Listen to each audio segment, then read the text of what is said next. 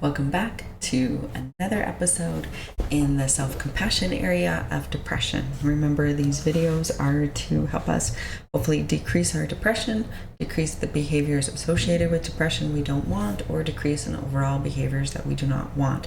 And of course, to make healthy behaviors move forward, become more present, and become more of what we do in our everyday life. Really to become conscious of our unconscious behaviors, right? And be that mind's eye version that we see of ourselves, of who we want to be in this lifetime, and the path that we can actually take to achieve that. And so welcome back to the Softening the Inner Critic. This theme is creating space between the voice and the self. And we're on episode 3. So far, you've learned why self-compassion is essential during depression, and you've started to identify the voice of your inner critic. Today, we're going to learn a powerful skill, creating space between you and that voice. Because here's what most of us do. We hear the inner critic and we believe that it actually must be true. I'm lazy. I'm always messing things up. No one actually cares about me. But these are thoughts. They aren't facts. And the more we can notice them as thoughts, the more freedom we have to choose something new. So this episode will help you with shift from I am this thought to I am hearing this thought. Ask gentle, revealing questions about where that voice came from. Practice grounding exercises to pause before reacting. And let's begin by learning how to separate your identity from your inner commentary. And so it's the I am versus I hear, reclaiming your identity. So one of the most damaging things about the inner critic is that it speaks in first person to us. It says things like, I am a failure. I don't deserve rest. I ruin everything. And because it uses your voice, it's easy to mistake it as your truth.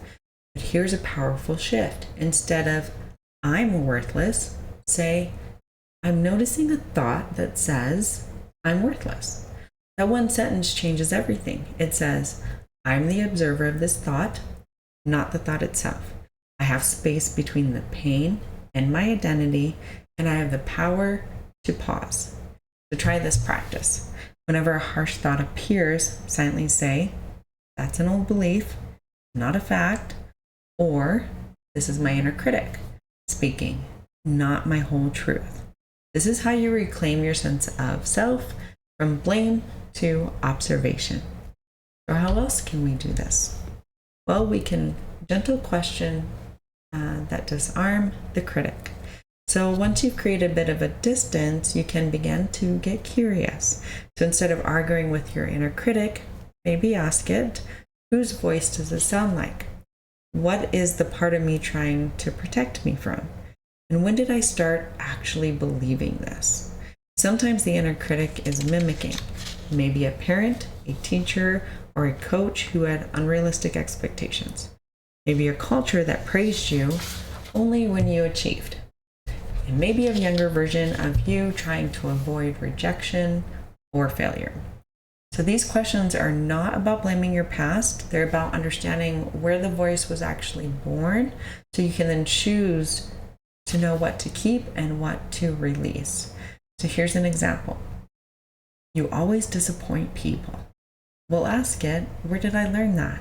And what would it feel like to believe people who could hold space for me even when I'm not perfect? Curiosity doesn't erase the pain, but it does create some possibility. So now where do we go from here? Well, we're going to learn how to ground before reacting. So once you've noticed the critic and asked questions, your body might still react. You might feel tightness, shame, or an urgency to fix yourself. That's where grounding can come in. And here are 3 gentle grounding tools to use when self-criticism strikes. The hand-to-heart breath. Place one hand over your heart, take a slow inhale and exhale, and whisper, I am here, I am safe, this is just a thought. Another one is the 5, 4, 3, 2, 1 sensory reset. So that's 5 things you can see, 4 things you can touch, 3 sounds you hear, 2 things you can smell, and 1 thing you can taste. This brings you out of the spiral backs and hopefully back into the now. And lastly, name and reframe. This is the part of me that fears failure. This voice is loud today, but I have another voice that's learning how to be kind to myself. The goal isn't to eliminate the critic again, it's to stay rooted when it appears so that it doesn't take over on you. So let's recap. Well, we are not our thoughts. We are the ones that are only hearing our thoughts. Your inner critic may have roots in your past, but your response can be new now. And grounding, awareness, and curiosity are the first steps toward freedom. So in the next episode, we'll build on this work by learning how to respond to yourself like you would a friend, with softness, not self-punishment. So comment below.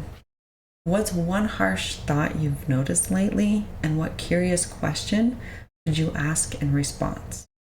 Of course, if you have another comment about going from criticism to curiosity, maybe where you are in the path, we would love to hear that as well. So remember, you're not the voice that hurts you. You're the one learning to hear yourself differently. That is strength. That is healing. Of course, as always, I am proud of you.